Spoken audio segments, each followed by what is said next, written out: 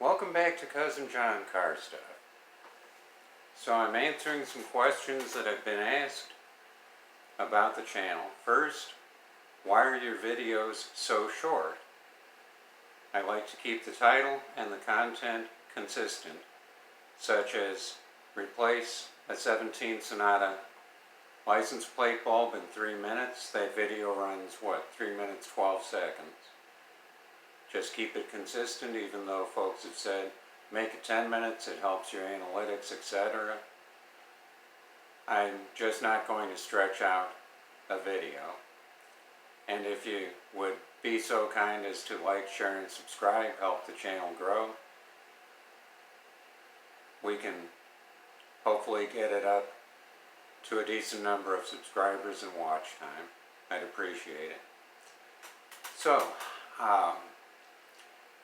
I notice you'll have a classic car or a cool car of some type, and then the videos after that are something different. That's due to the fact that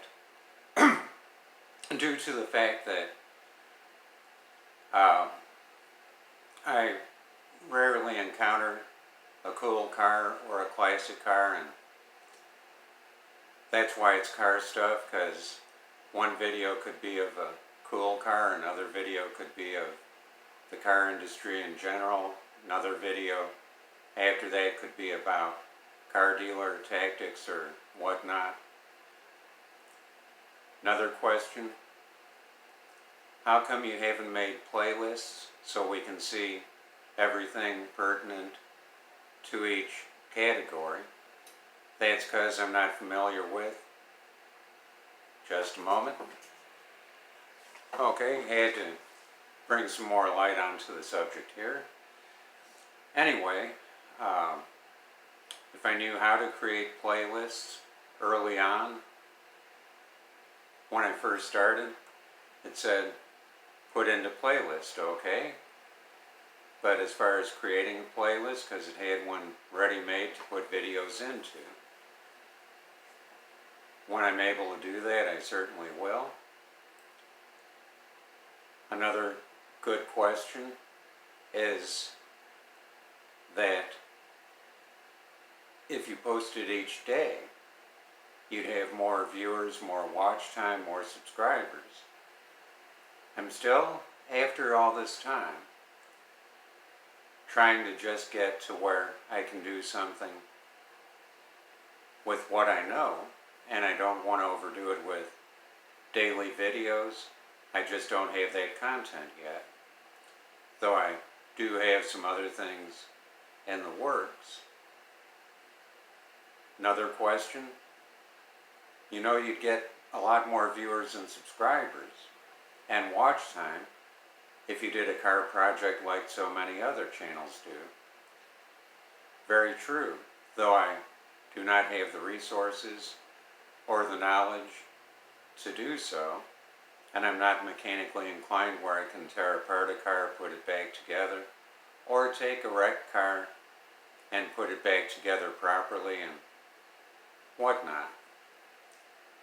Another question, I saw you bought a 98 Mustang at auction. Whatever happened to it? In that case, it was an impound auction. It was online. I went by the pictures and the text description, which stated, running when impounded.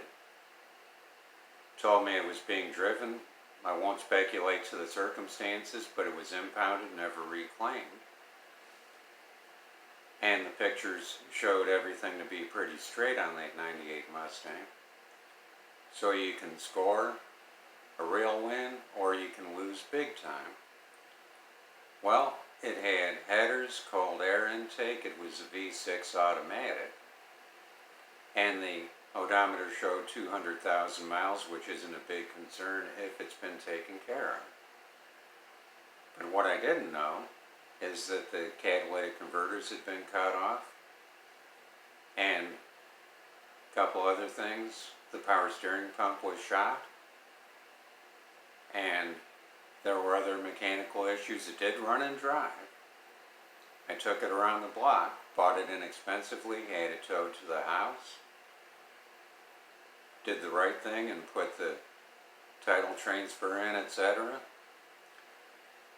and realized it had more issues than what I could resolve. Now, you could have taken and parted out the car and come out well ahead.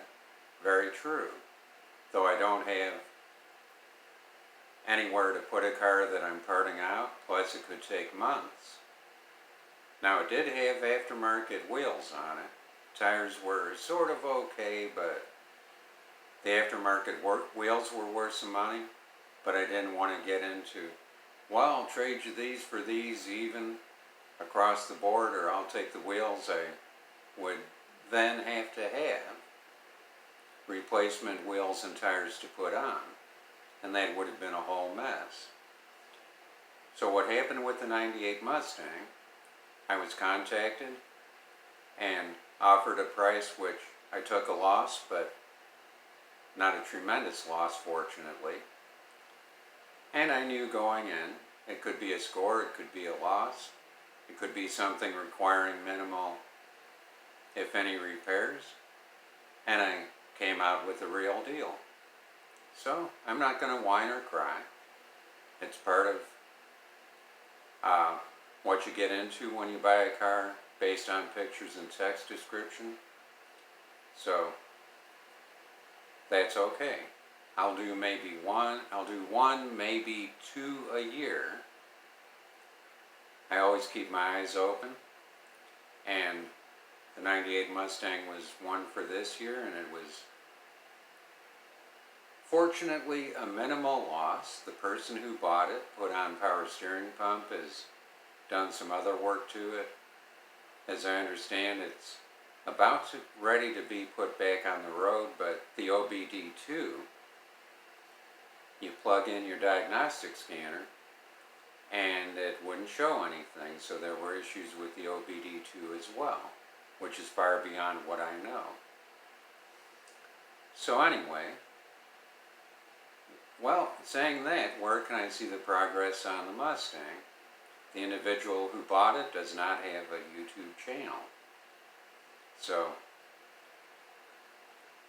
I can only tell you occasionally what the progress would be if there's any interest in it. But that's some of the questions I've been asked. These are folks that know me and offer suggestions as to how to improve my YouTube experience. But with my limited funds, I'm using an old, ancient cell phone, and that's all I have. Addressing the question of longer videos, I have internet I can afford, and the upload speed is not massively great. When the channel grows enough, I can afford better internet speed, upload, I'll certainly do that, but for now, I have to use what I can afford.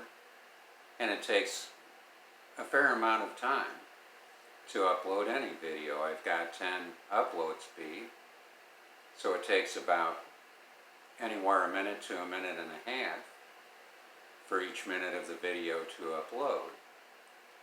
Anyway, that's some of the questions I've been asked, and thought I'd address some of the answers because others may have been thinking the same thing. Hope this helps, and I'll have some car content in my next video. Until then, be safe, take care, have a good one.